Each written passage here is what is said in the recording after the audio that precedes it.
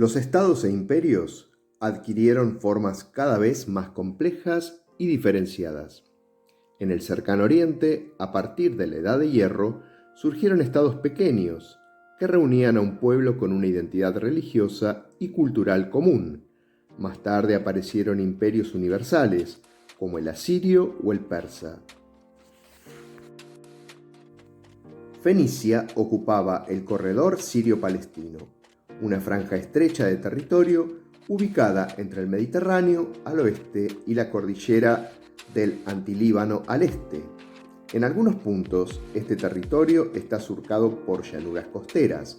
En otros, los montes llegan al mar o forman colinas.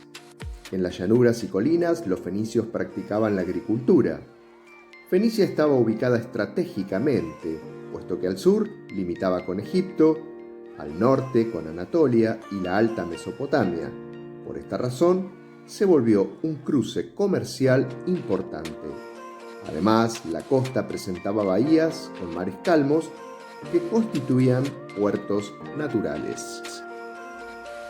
Comparada con otras regiones, Fenicia tenía un comercio y producción artesanal de mayor magnitud que la agricultura. Por esta razón, las ciudades eran más importantes que el campo. Entre los siglos XI y el siglo VII a.C., los fenicios controlaron la totalidad del comercio en el Mediterráneo, conectando diversos lugares.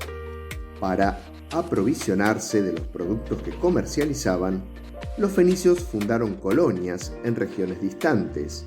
Entre las más importantes se encuentran España, Túnez, y originalmente estas ciudades fueron controladas por sus metrópolis. Con el tiempo lograron su independencia. Los fenicios también erigían factorías, que se trataban de puertos de escala en la ruta comercial y contaban con almacenes y depósitos. El circuito comercial consistía en adquirir materias primas en regiones menos civilizadas, como Europa y el norte de África. Luego, con esos insumos, producían artesanías y las intercambiaban en el cercano Oriente. Un aporte original de los fenicios fue el modo de escritura, el alfabeto. En este tipo de escritura, cada sonido es representado por un símbolo. El alfabeto fenicio estaba formado por 20 letras que representaban las consonantes. Las vocales eran marcadas con puntos. La simplicidad del alfabeto permitió que sectores amplios de la sociedad fenicia aprendieran a leer y escribir. Rápidamente diferentes pueblos adoptaron este sistema y lo modificaron hasta formar el abecedario moderno. La construcción de barcos era una actividad importante. Aprovechaban los bosques de cedros, cuya madera era óptima. También se dedicaron a la producción de cerámica, vidrio y se destacaron en la producción de vino para exportación. Todas estas cuestiones los convirtieron en orfebres, joyeros y comerciantes de primer orden. Desde sus principales puertos, formaron un circuito comercial que consistía en adquirir materias primas de las regiones menos civilizadas y desde allí se desplazaron por la costa norte de África y por Europa. Los hebreos fueron un pueblo semita nómada que llegaron a Palestina entre el 1400 y el 1200 a.C. A mediados del siglo X a.C., lograron formar un reino. Más tarde, el reino se dividió y fueron conquistados sucesivamente por los asirios y los babilonios. Los hebreos tenían una religión que los diferenciaba de los otros pueblos del cercano Oriente. Originalmente los hebreos se organizaban en clanes liderados por el miembro más anciano, el patriarca. Según la tradición hebrea, el patriarca Abraham guió a su pueblo en un viaje desde la Baja Mesopotamia hasta la Tierra Prometida por su dios Yahvé en Canaán. Más tarde se dirigieron a Egipto, donde fueron esclavizados.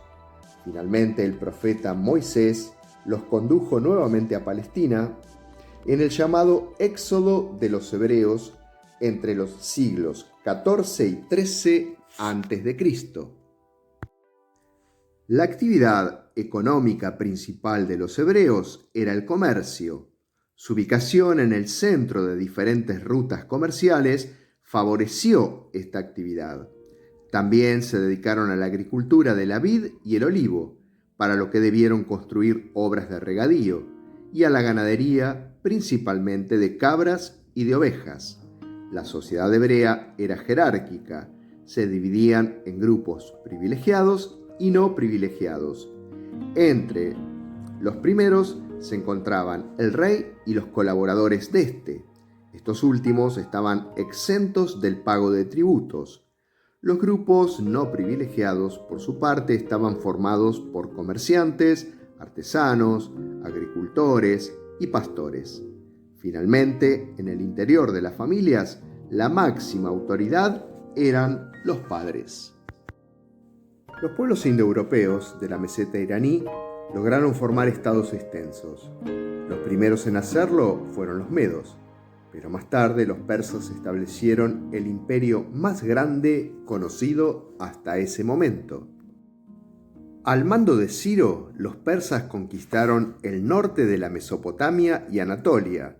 Lograron así controlar importantes recursos, como las minas de hierro de Anatolia y destacadas rutas comerciales. Ciro emprende la conquista y de esta manera logra vencer a los babilonios. Sus sucesores expandieron el imperio aún más. Su hijo Cambises conquistó Egipto. Darío logró conquistar parte de la India y territorios de Europa, como el reino de Tracia, a orillas del Mar Negro. Para organizar el imperio, Darío, el tercer rey de la dinastía, estableció 23 provincias llamadas satrapías. El rey designaba inspectores, secretarios reales, que controlaban a los sátrapas, que eran los gobernadores locales.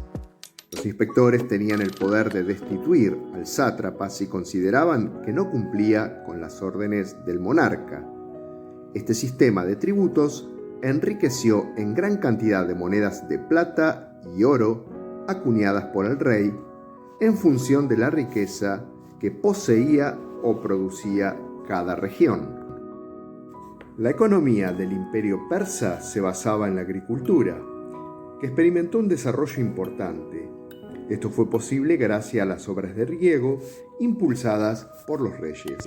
Al mando de Ciro, los persas conquistaron el norte de la Mesopotamia y Anatolia, logrando así controlar importantes recursos como las minas de hierro de Anatolia y lograron obtener varias rutas comerciales. Para organizar el imperio, Darío, el tercer rey de la dinastía, estableció 23 provincias llamadas satrapías. Al frente de cada una de ellas había un sátrapa o representante del rey. El rey designaba inspectores y secretarios para controlar a los sátrapas.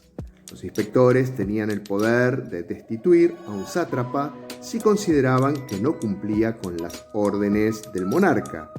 Este sistema permitió cobrar tributos.